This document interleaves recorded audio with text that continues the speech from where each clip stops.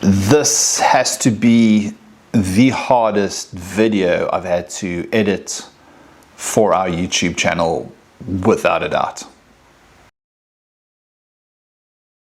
So we just finished a fantastic few days traveling through from the Bike Forge through to the tank with Karoo, and then the last night was at Leeuwenboschfontein where we left.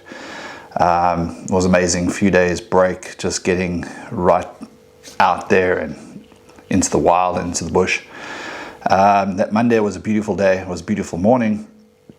We decided we're just going to take our time, we're going to pack up camp, load the motorcycle, and then start the journey home. So yes, we intended to go home. Normally we probably would have taken the N1 out that way past Worcester, but that Sunday we planned to have lunch with my best friend in Robertson. So we were from Leeuwenboschfontein, which is just outside of Montague. We went through Montague and went on that particular road and at that particular pass. And then fate changed our plans for that day, very much so. So we just exited Montague and into the Cogmanskloof Pass, which is on the R62 towards Ashton. I was recording a little bit too early, so I wanted to stop recording. So I put my hand up in front of the camera, which has got gesture control, so this means stop recording, and I didn't want to stop recording. I think I did it twice. Didn't want to stop recording, and then Kel said to me, just let the video footage roll through this this pass, because it might be a good section to put onto the YouTube channel. In hindsight, it's very unusual that, or coincidental, whatever you want to call it, that Dion did not turn the camera off. Just as a FYI, everybody, I haven't seen the footage and I'm never going to watch it. It's too traumatic for me. So a lot of what I'm saying now, it's just based on my memory. Dion has a lot more of the facts. He's got the video. You're going to see all that for yourself. But as far as I'm concerned, I really have, I just don't want to see it. So shortly after trying to stop recording, we came up to a left-hand corner, and on the left-hand side I could see there was a parking bay with a white vehicle starting to exit out of the parking area. Obviously, I think my memory is a little bit not so good of the actual accident, but prior to the actual impact, I do recall that pass, like just barely remember. I barely remember actually saying to Dion to keep recording, and then the rest is pretty blank. I don't know if it's a mental or physical thing, why I can't remember a lot of it. But I do remember seeing the car and that sort of realization that something bad was about to happen. I remember coming up closer to where the vehicle was exiting out of the parking bay. At the same time, a white lorry or a container truck just passed. And I could see the nose of the vehicle popping out of the parking area. I really then started slowing the bike down. I was traveling probably about 70 kilometers per hour. I really started slowing down. When his nose started coming out a little bit further, he literally looked in our direction, looked the opposite way, and then proceeded to come out of the parking area. I saw the car, then what I remember is Dion saying to me, hold on, we're going to crash. And then, like, I just remember this solid bang and just thinking, I'm going to die. So we, realizing that this car was not going to stop, I immediately hit the brakes, hit the hooter at the same time, or the horn, and told Kel, hold on. I tried to push back to give it something to hold on to, and we hit the front of his vehicle with such force it sent both of us over the top of his vehicle and into the road in front of us.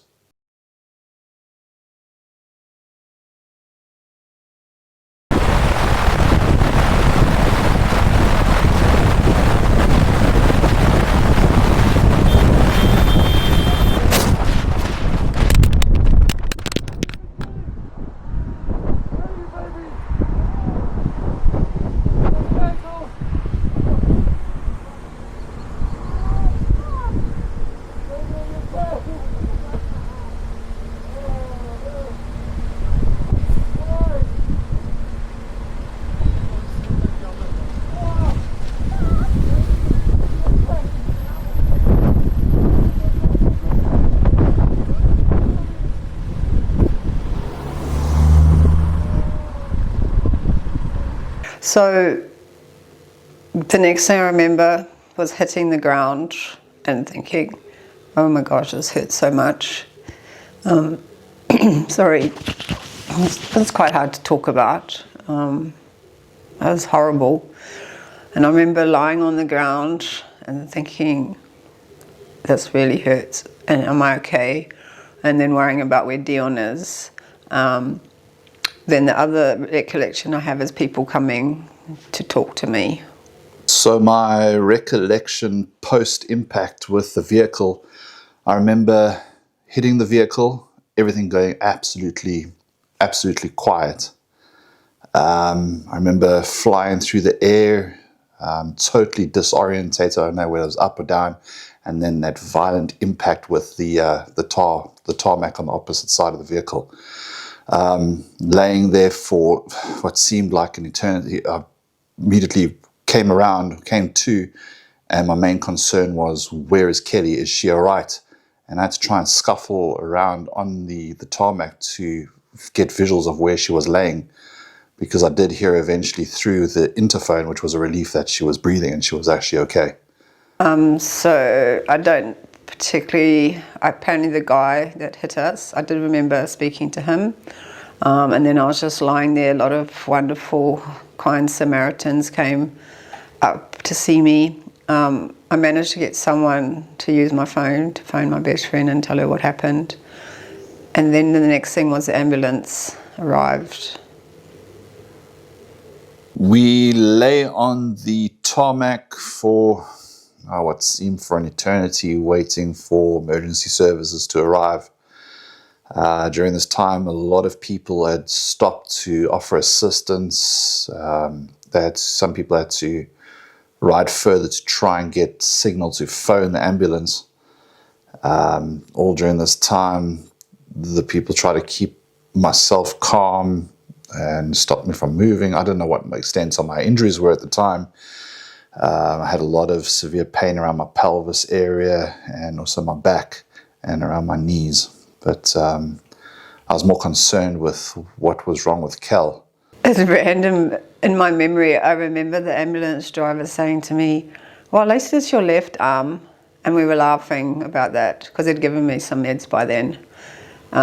Little did I know what really was in store for me. Then we made our way to the hospital.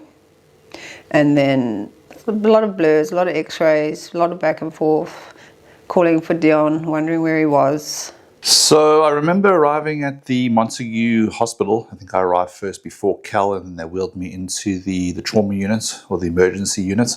Nurses took my blood pressure, and I just waited for them to come and take me back for x-rays to see the extent of my injuries. I remember Kel arriving just shortly after me. Could hear her in quite a bit of pain as they tried to remove her jacket. Eventually the one doctor came in and said to me, sir, I know how much these jackets cost, the biker jackets, but we cannot get Kel's jacket off without causing a discomfort. May we have your permission to cut it off? And I said, you've got my full permission, blessing. Cut that jacket off to minimize the pain for Kel. From the Montague Hospital, I was transferred to Tygerberg by ambulance. Really lovely doctors and that at Montague. So I ended up in Tygerberg, absolute nightmare. It's a story for another day. So I had surgery on the Friday because I have a broken shoulder, that's the easiest way, and a shattered elbow. So I have pins and plates in 2 places, which you'll see on the pictures. Seeing Kel at Tygerberg Hospital for the first time, she was in the emergency ward, which was a nightmare. They were just jam-packed people in like sardines next to her, literally trying to talk to Kel or try and freshen her up with wet wipes and all that was just near impossible. There's just no space to move around the beds in the emergency ward before they actually took her up to the recovery ward after her operation. The operation, from what I hear from the doctors, took about just over 7 hours to put the plates and the pins in. And from there, it's been a long recovery or road to recovery, and still is ongoing as we film this video. Okay, so I literally discharged myself in a way from hospital on the Saturday, and to put it mildly, it's been a horrendous journey to this point. I've still got a long way to go with my physio, and there is a possibility that I'm going to need more surgery to remove pins.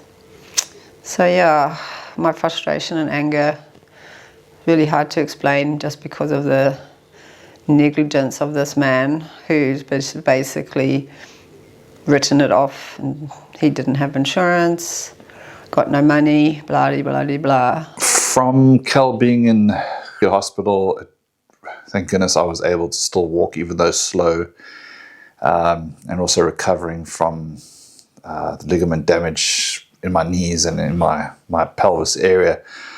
Still went to see Kel every night at the hospital. Also gave support to and updates to her mom and dad that are in New Zealand, as well as close friends and family, keeping them all updated on Kel's progress, and just trying to keep everyone in the loop on how she was doing. So it's been a terrible experience, but also now we have, you'll see on our next video, we have things to look forward to. We've got our cat that's going to join us on some of our ventures, and I have every intention of getting back on a motorbike as soon as I am physically able. I have no fear of doing that, which a lot of people is like, are you mad? I'm like, no, I'm not mad. I love motorbikes, and I plan to be on them again one day. So besides Kel's injuries and her recovery being the most important, unfortunately Bumbles was damaged beyond repair, and we had to scrap her. The entire front end was wrecked, from the rim, forks, the head unit, frame, the petrol tank. The estimated cost to try and repair her, it was just uneconomical, so we decided to scrap her and have the insurance pay out. So fortunately I was insured at the time. The photos will show the extent of the damages, and it's just scary how low speed accidents cause the most damage and injuries. So yeah, with that, it concludes the accident that Kel and I were involved in. There's still a lot of recovery that's going to be carrying on the next couple of months. And with that also, I would like to say a big thank you to everybody that that sent their wishes for speedy recovery for Kel and myself. Everyone that reached out to us and offered assistance. It's been absolutely amazing. I'd also like to thank Lian and Vickers from Breeder Fillet Bikes out in Worcester. They were on the scene when the accident occurred, and they were just amazing. They managed to load the bike up to the back of their van and then take it back to their workshop for storage to wait for a later date when the bike could be delivered back into Cape Town. So thank you so very much to those two gentlemen. It was absolutely amazing and very much appreciated. So the gentleman that was standing by with me, talking to me while I was laying on the tarmac with Kel, I didn't get your name. Thank you very much for taking the time to wait with me, keep me calm, and talking to me while waiting for the ambulance. Much appreciated. And all to the family and friends that's been helping us through this time. Thank you to each and every one of you. We really, really appreciate it. People have been asking what's going to happen to the Back of Beyond. The channel is still going to run. We've got some new adventures planned. There's a new additions to the Back of Beyond. There's going to be a slight bit of change. Not much. We're still going to be getting out with adventures, but there's going to be some pretty cool stuff that's going to be happening in upcoming videos. So if you have not liked or subscribed already, you guys know the drill. You've seen in many videos. Hit the subscribe button, hit the like button. Also comment. That'll be great to hear you guys' commentaries. I do try and respond to everybody. Well, I do actually try and respond to everybody. So yeah, there's some new adventures coming up to the back of Beyond.